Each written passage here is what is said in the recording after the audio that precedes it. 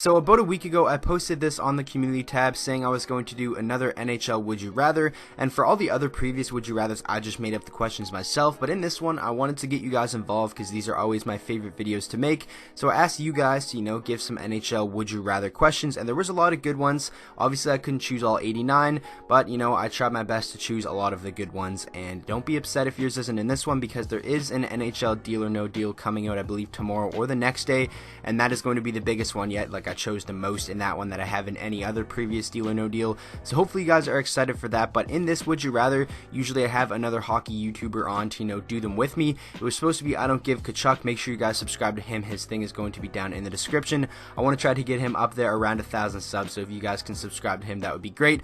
But unfortunately, I wasn't able to download his video for the longest time, and then after I was able to download it and put it into the editing software, it was just all blurry and laggy, so I didn't really know what was going on there. So make sure you guys go down there in the description, click his link, and subscribe to his channel. But without further ado, let's jump right into the first question. Starting off the video with a question from Zimmer7, who says, would you rather have an 18-year-old Sidney Crosby or an 18-year-old Connor McDavid to start a team with? Now, this is pretty difficult, and I had to think long and hard about this one. Sidney Crosby, his first season, his rookie year, a 100-point score, which is just so impressive. Connor McDavid's rookie season was derailed by injuries, but the first year he played all 82, he was a 100-point scorer in the 2016-17 season.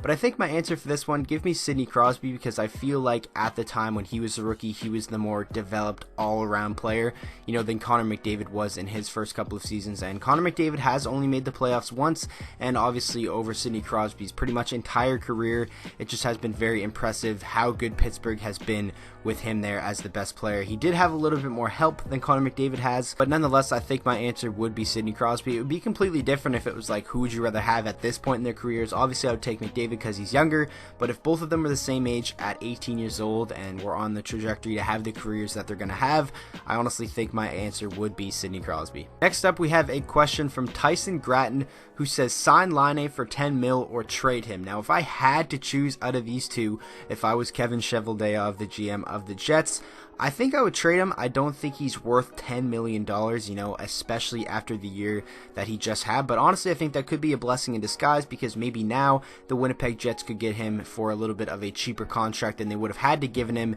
Maybe it would have had to have been around 10 mil if he had like a 50-goal season, was up there around 90 points. So I would probably trade him if I had to choose between these two, just because you still have young guys like Kyle Connor, Nikolai Ehlers, and Mark Scheifele, and like a core of Blake Wheeler and stuff like that, and you don't have too much money to go around, so I don't think, locking Laine up for 10 mil would be the move. So if I had to choose between these two, I would go with trade him. Next question comes from the WTF Sable, if that's how you're supposed to say it, who says, Erik Carlsson or Victor Headman? And this is tough. Obviously, they're two of the premier defensemen in the NHL, but honestly, after thinking about this one, I think it would be a pretty easy decision. I would actually go with Victor Headman, who in my opinion is the much better all-around defenseman than Erik Carlsson is. Erik Carlsson did not have the greatest year with the San Jose Sharks, and it's going to be nice to see him probably get a fresh start with a new team, and hopefully next year he can stay healthy and get back to the Erik Carlsson that we know is one of, if not the best defenseman in the entire NHL, because I'm not saying Erik Carlsson is one-dimensional by any means, but he is a much better offensive player than he is defensive, if that does make any sense. But obviously when healthy, he's still a great two-way defender, but I just think in terms of physicality, offense, defense, playmaking, all that put into one, I definitely think I would have to go with Victor Hedman on this one, but it is a very tough one, so I like this question a lot. Next question comes from Carmen F, who says, would you rather have Kakko or Hughes on your team next year? And this is a debate that is going to probably go on for many years. These guys are going to be linked together. The debate of who should be the number one pick. It seems like players like that are always linked together. Eichel, McDavid, Austin Matthews, and Patrick Laine. And this year, Kakko or Hughes. And for me, give me Kakko, especially for next year. I think Jack Hughes is probably maybe potentially going to have the better career in terms of putting up points and stuff like that. But I think Kakko is going to have the better rookie season than Jack Hughes is going to have. Just looking at them playing in the World Championships, you could see how NHL ready Kakko is, playing against NHL players, and he was Finland's best forward in that tournament as an 18-year-old, and that is ridiculously impressive. And Jack Hughes, he didn't really have the opportunity like Kakko did, because obviously Finland doesn't have many NHL players. Hughes, playing on a stacked America team, didn't really get to show off his skills too much, but just from watching that, I think Kakko is much more NHL ready. So if I had to pick one for my team next year, give me Kakko. The next question comes from Austin Bober, October, who says, would you rather be a superstar NHLer without any Stanley Cup or a fourth liner with 3 Stanley Cups? Now, this is a very interesting question.